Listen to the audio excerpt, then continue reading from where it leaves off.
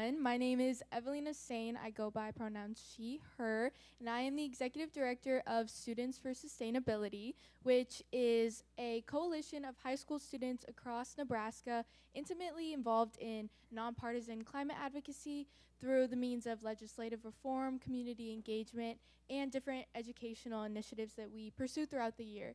This is My name is Jackie Petro. I am the outreach coordinator for Omaha Students for Sustainability, and my pronouns are she, they. So our organization works with nearly 15 other business partners throughout the city, including OPPD. We were on the planning team for the Omaha City Climate Action Plan, which was a really rewarding experience. But beyond that, we traveled to DC this past June to work with senators on bipartisan climate policy. So through Citizens Climate Lobby, we were actually able to engage with these politicians and really reach these tangible climate solutions through our work, which was just incredible. It was incredible to be youth in the conversation and just really be able to contribute our voices from a generation who will be experiencing this future of climate change and the new changes we're all experiencing. So it's really, really rewarding to speak on our behalf and being able to contribute to this broader change. So Students for Sustainability was started in 2017 in response to the Keystone Pipeline, which I'm sure a lot of you remember that decade-long debate. It was a pipeline that was essentially transmuting crude oil from the Canadian border to southern Nebraska. So not only is crude oil incredibly harmful to the environment, it also ran through the land of indigenous people and farmers. So it really impacted a broad sector of people and communities. And so Students for Sustainability was formed in response to that. And since then, we've extended our impact in schools and then also through the community, like working with OPPD on their environmental stewardship plan. Jackie will talk a little bit more about our work. Yeah, so we have specific objectives that we work on throughout the year. So this year we can talk about specifically. We've done a lot with working on getting composting going in schools. So I just graduated actually from Bellevue West High School, and in January we got composting programs, lunchroom composting programs started at both Bellevue West and Bellevue East high schools. And so that was a big win, and we worked towards that in all across middle, elementary, and high schools, but especially in high schools, which are larger and so have that larger impact. We also, as Evelina had mentioned, took this trip to DC, and so we spent a lot of time this past year raising money for that trip so that students have the opportunity to go and meet with their national legislators and talk about issues that really pertain to our state and just issues in Nebraska specifically. And then last of all, as Evelina had mentioned, we were working on the climate action plan, and so this phase of that we're in right now, which we've been pretty active in, is their feedback process. And so right now it is actually open for public feedback. So if you are interested, you can go to the Omaha Climate Action and Resiliency Plan website and leave feedback on what you think can be changed in that plan. Yes, so a little bit more about the plan. Our goal in reviewing this draft is to integrate more environmental justice language within the plan, because obviously Nebraska is such a historically redlined state, and so we're seeing the impacts of climate change disproportionately affect particular communities like South Omaha and North Omaha, but the plan actually only mentions vulnerable communities on one page, and it doesn't even use the word environmental justice.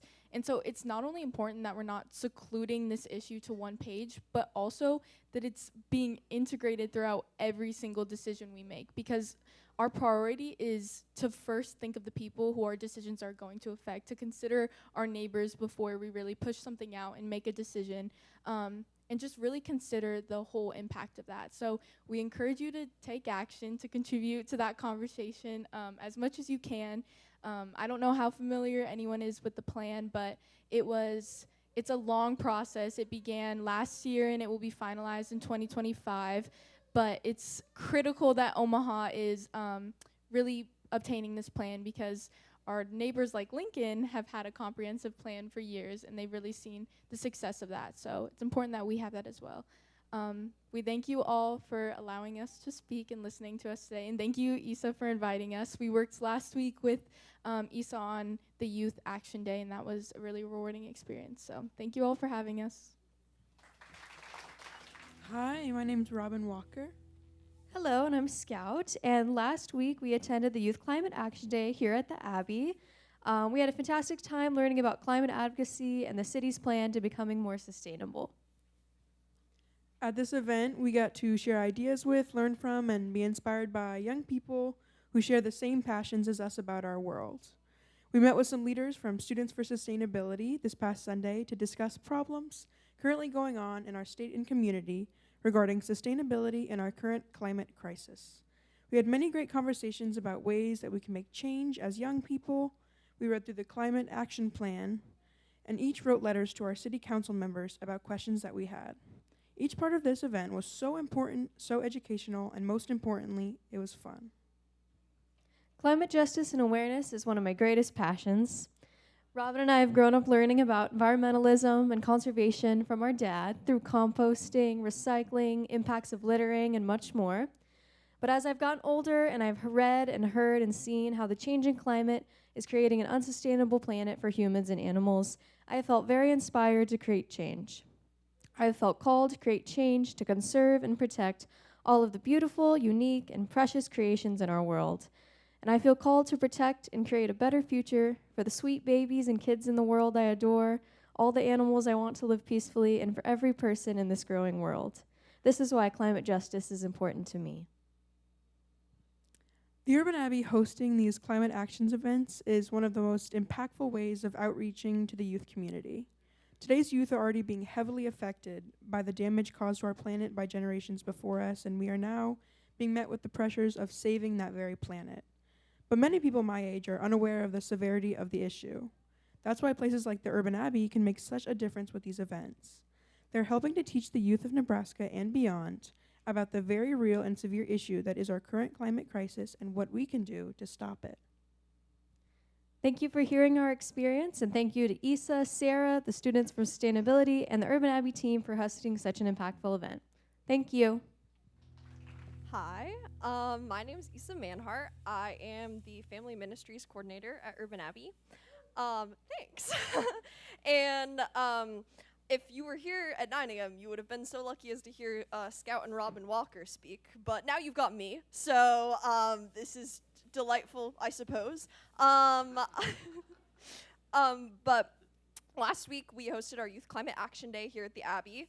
It was really fantastic. We had a lot of our Abbey youth, we had a lot of youth from the community show up, and we got to the privilege of working with Students for Sustainability to really delve into the climate action plan with our young people. Like they were saying, it's open for comment.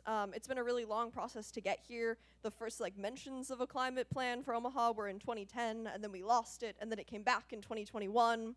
And then we were finally maybe we'll get a plan. And then in 2023, they were we'll draft a plan. And then they hired a contractor, and it's been forever if you've been following it. And we're really behind, and a really important part of this process is to have people engage with the plan and really think about the ways that we can make it as equitable as possible for our community. So that's what our youth did last Sunday. It was really fantastic. We looked through different elements of the plan. It's split into, I forgot how many elements, but you don't have to read the whole thing. The point is you can look at the transportation section. You can look at the section on water or waste. You can look at the food section, the green space section, health, economy. So our students broke it down and looked at various sections and looked at some of the action items that we have for our city.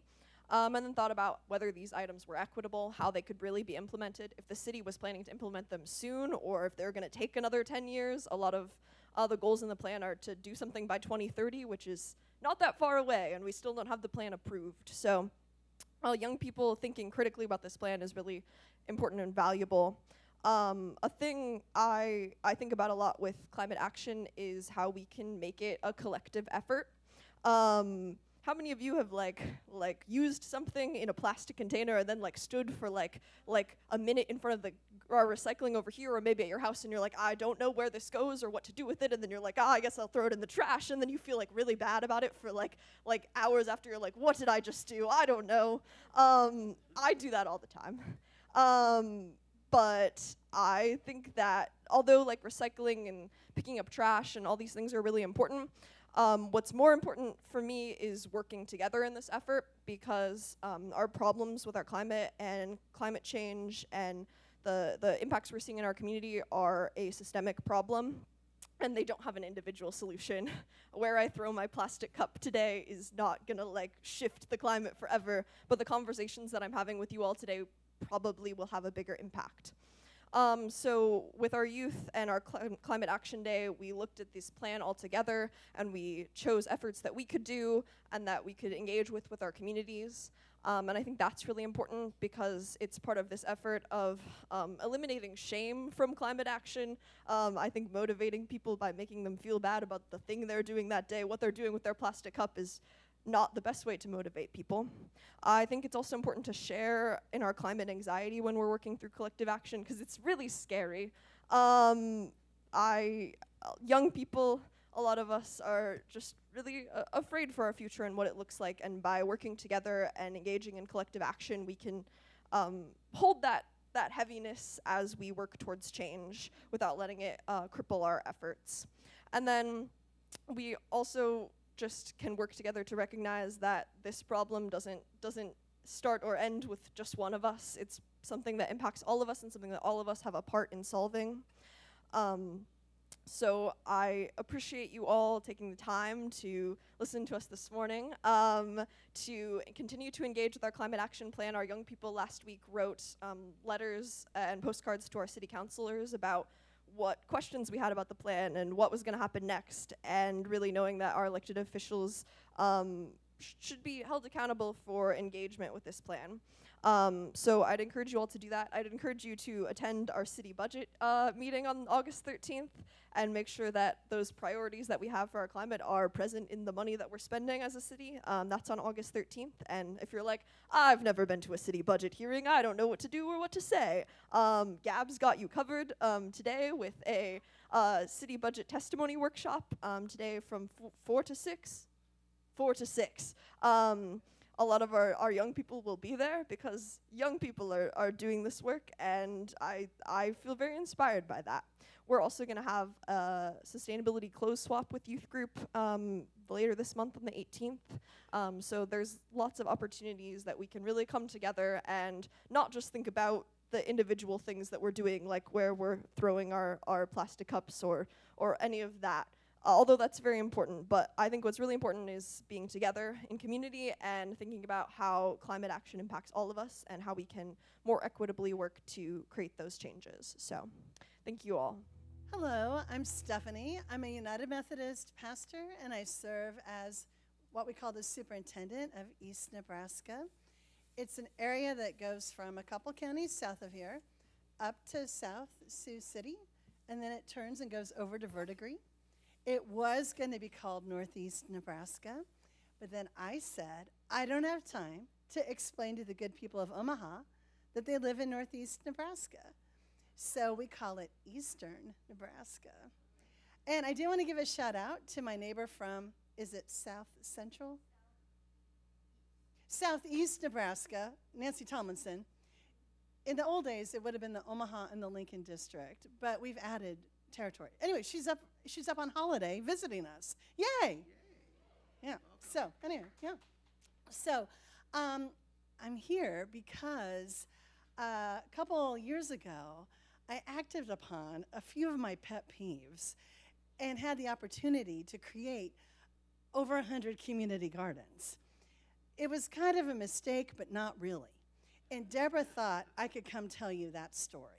So here it goes. Also, you should know that the next time we need a filibuster in the unicameral, I could talk for about 100 hours about community gardens. And I do want to begin by pledging I will not do that right now.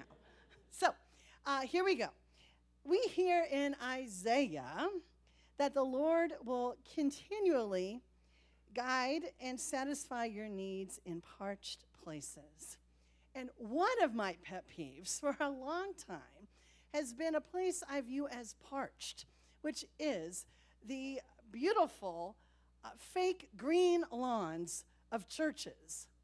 You do not have such a place at this church.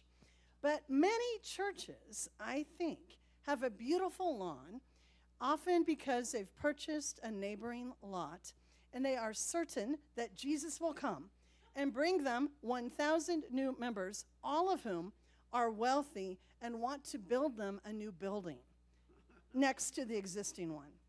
And so they wait, and in the meantime, manicure that lawn, which I view as parched, because you see, I am a gardener. And I think that a good use of public space and or an empty lot is to grow both beautiful and yummy things.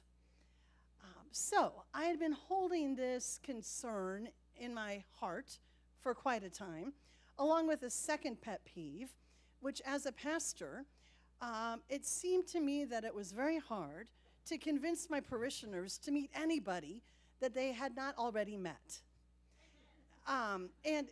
Yes, and so I don't know if you've noticed, but a majority of church buildings don't have a lot of windows, and so even at worship, you don't see the neighbors.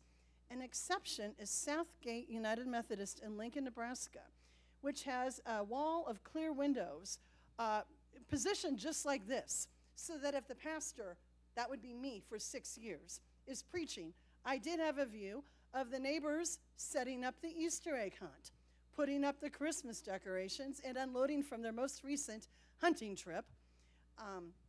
So that is one church with an exception to that. But other than that, the architecture and design of a lot of church spaces is such that the church people come and are physically cut off from those around them.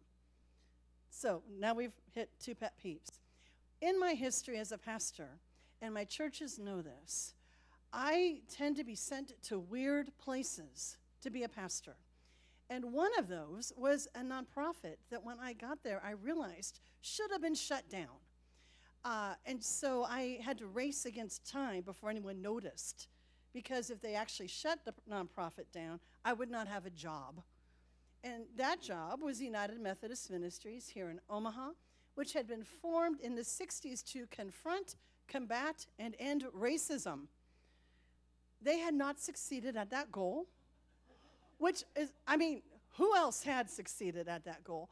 But I was concerned there was not really evidence anyone was still trying. So I thought, I'm going to need to work on ending racism if I want to still have a job here. But a problem I had was most people, when I try to talk with them about racism, they'll say something like this: I already know one of them. Do you ever have that problem? So I thought maybe I can find an intersection with racism. And I thought poverty is clearly an intersection. But poverty is a very large topic. And I thought maybe we need to narrow our focus. And I thought hunger. Almost every church has some kind of way that they deal with hunger, even if it is not in a systemic manner. Somebody is gathering water chestnuts that are left over in a pantry to give to somebody else's pantry, right? All kinds of ways that churches maybe are somewhat dealing with hunger. So then I thought, what do we do now? And it dawned on me, if we take the parched land of the lawns and put the church people in those lawns, inviting neighbors to garden, we could at least have a conversation about nourishing food. That's how it started. There were also federal grants available, which was helpful because I had no budget for any of these things. So we applied for our first grant, and we were turned down, which was reasonable because other people also wanted that money. But they gave us what they call yellow sheets, yellow pieces of paper on which were notes from all of the people who evaluated the grant. And we followed their instructions. And then next year, the federal government, using your tax dollars, gave us $185,000 to start gardens. We told them we were going to start 12. I knew in my head that we would take over the world. But you never tell anybody that when you're writing a grant, or they will tell you that you have dreamed and been too aspirational. Hot tip, if you're aspirational, keep that to yourself. Start with a reasonable request and then continue on your unreasonable course without telling them what you're doing. So we did that. The district got bigger, added things like Falls City. We wrote a second grant for $300,000, added rural gardens. And that's how the number of these gardens ended up at about 120. Then there were orchards, because it turns out that the Public Power District likes people to plant short trees. They will give you money for short trees, which include fruit trees. So that's how a person can get orchards at churches. Hot tip, if you want to plant an orchard at a church, do it between pastors. Because the chances are the trustees are busy thinking about other things and don't know what happened. I would just like to say that that is an example of not the best leadership plan. Okay, so this is how we have gardens. But I'd like to talk a bit about some of the benefits and some of the things that can go wrong with a garden. Here is an example of a problematic thing that happened every spring. We have a number of homeless shelters in town, so I'm going to refer to a made-up one that I'm going to call Mercy Heights, because we do not have a Mercy Heights homeless shelter. Do you understand what I'm saying? Every spring, maybe in March, we would get a phone call. I know what you should do. Now, we all know what's problematic about that, right? I know what you should do never is sustainable or helpful, right? I know what you should do. You should start a community garden at Mercy Heights homeless shelter. And I would say, oh, are you a resident at Mercy Heights? No. Are you a volunteer at Mercy Heights? No. Do you work at Mercy Heights? No. Are you a neighbor of Mercy Heights? No. Can you tell me more about why you know that I need to put a garden at Mercy Heights? Well, I was driving by there, and I think those people would benefit from a community garden. Okay, so let's back up a step to community gardens at their best. At their best, a community garden addresses issues including personal health, public health, the environment, climate change, land rights, racism, and affirms the personhood of individuals and neighborhoods. None of that is supported by deciding for somebody else what they need, thinking you know what someone else wants, and certainly by referring to somebody as those people. So one of the dynamics in a community garden that I enjoy is people sharing land that they own with other people. I think that's a positive thing that speaks to how we might also think about the world around us, because theologically, we think of land rights differently. Everything belongs to God. We're called to share so that others can flourish. When we think about food, we're called to think of food as something that nourishes individuals, family systems, neighborhoods, all people. And as people are being nourished, we hope that the environment itself is nourished as well. So, in the community gardens that we work with, we try to be as close to organic as possible. We try to think through wise use of water. What is being planted where? How we're using the soil. Is it intensely organic so that we can grow more plants close together and use less space? And are people giving access to the food that they like and access to new foods that maybe they didn't know about but would like to learn how to eat? Who here has learned to love kale? So the problem with kale is it grows everywhere really well. And most people haven't tried it or don't enjoy it. And so, for instance, in a community garden, you would not order everyone to plant kale because it's not the food of their choosing, probably. This unscientific survey is generally what the response would be in any group. However, a person might say, we're going to have a mystery raised bed of foods that our data would suggest you have not tried or do not think you like. So we will not require you to grow it, but we will have potlucks where we sample things that are new to you or despised by you in new ways to see if we can invite you to a new nutritional way of life.